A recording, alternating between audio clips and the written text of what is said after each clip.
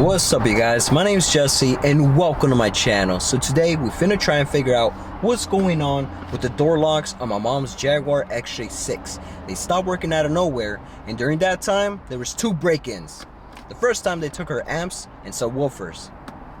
Second time they broke the glove box, but I was able to fix that.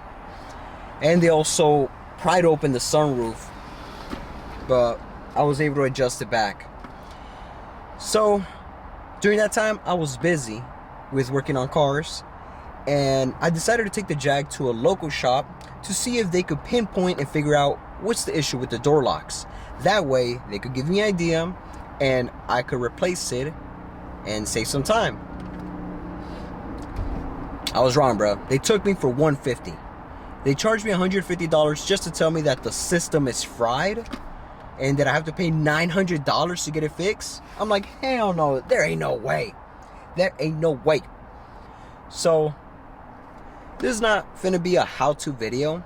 I'm just going to share with you guys my journey on how I figure out what's going on with these door locks.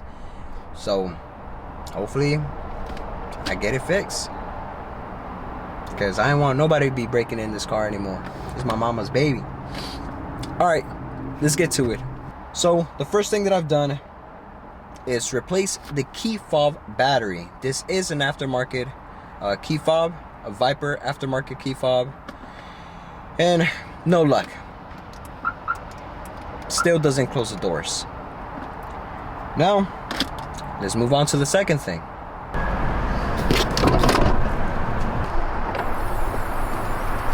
Alright, you guys, so underneath the hood or bonnet on the passenger side panel, underneath it, there is a fuse box diagram. I was checking it out and I didn't see anything that says door locks, but I did find one that says security system. This fuse is located on the passenger side rear seats underneath it. So I'm finna check that one out, but I might as well check all the fuses in every fuse box. This Jaguar has a total of 5 fuse boxes, 2 in the engine bay, 1 on each side, 2 underneath the rear seats. The covers are secured by retainer clips or screws, and 1 in the trunk, which I forgot to record, my bad. To check if a fuse is blown, you either use a tester that lights up if the fuse is good, or pull each fuse out individually and inspect the middle to make sure that it's intact. Alright, so I check all the fuses, they're all fine. So I'm thinking maybe it has to do something with the lock button. Maybe it's faulty. And luckily, I have multiple Jags to swap out parts to see what's going on. So I'm gonna go ahead and do that. Removing the center console is straightforward. Start by removing the screws underneath the armrest to remove the ashtray. Next, unplug the wires for the cigarette socket. Carefully remove the shifter trim. It's very fragile and it could break, so using a pick tool can help. You'll need to remove the wood trim knobs from underneath the shifter. Shift the car into neutral so you can remove the wood trim. Then take out the center console and unplug all the electrical connections.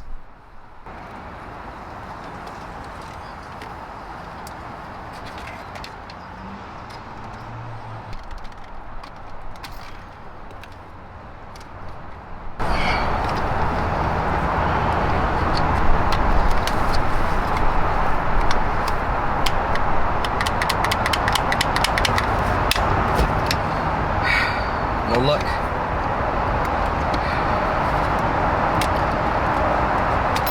This was working fine in my XJR6, so it's not the button then.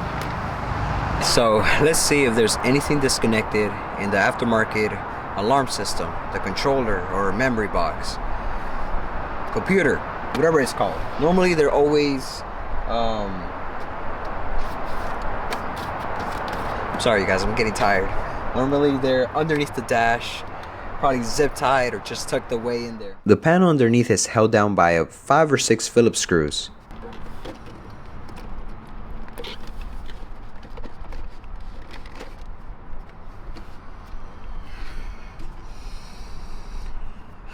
Right there.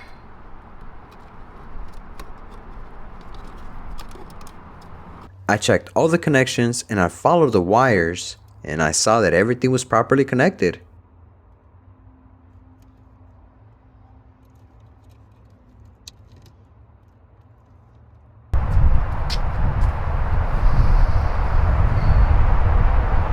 That look cool? Just posting like this, thinking, well, what could it be? Alright, so the last thing I'm gonna check would be the door lock module, which is located underneath the boot, the trunk. After that, I don't know. I don't know what it could be. So let's give it a shot. Let's try.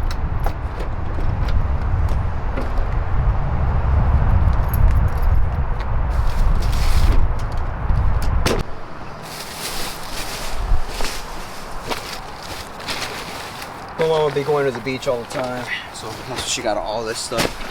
She'd be doing a little bit of boxing too. If you're going to catch a friendly fade with her.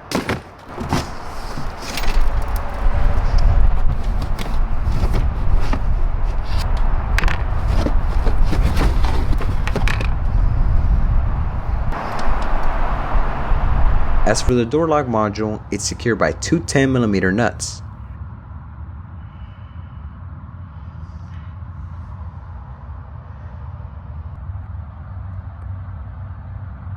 You'll need to remove the drain hose and unplug the connectors. Luckily, each connector is different, so there's no need to worry about mixing them up during reinstallation.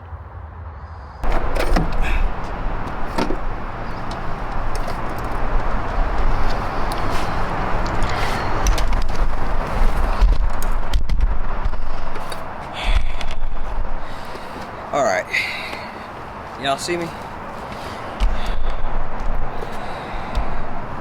Okay, I removed the module. I have no idea how to test this.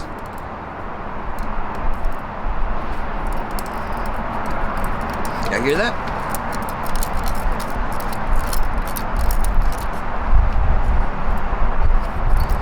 Sounds like something broke inside of there.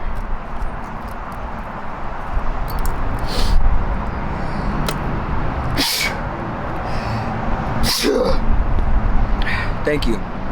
Well, made in Germany. Let's swap out from another Jag. See if this fixes the problem.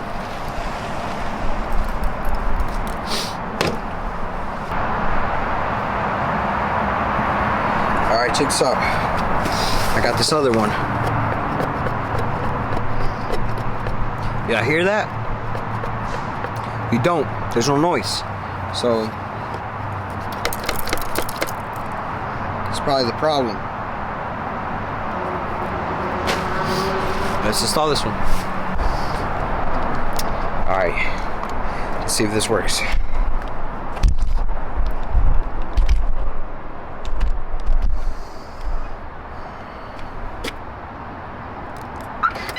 Ooh. Oh, what the? Hold on. Okay. Alright. So the driver door locks, but the other doors are not working. Okay.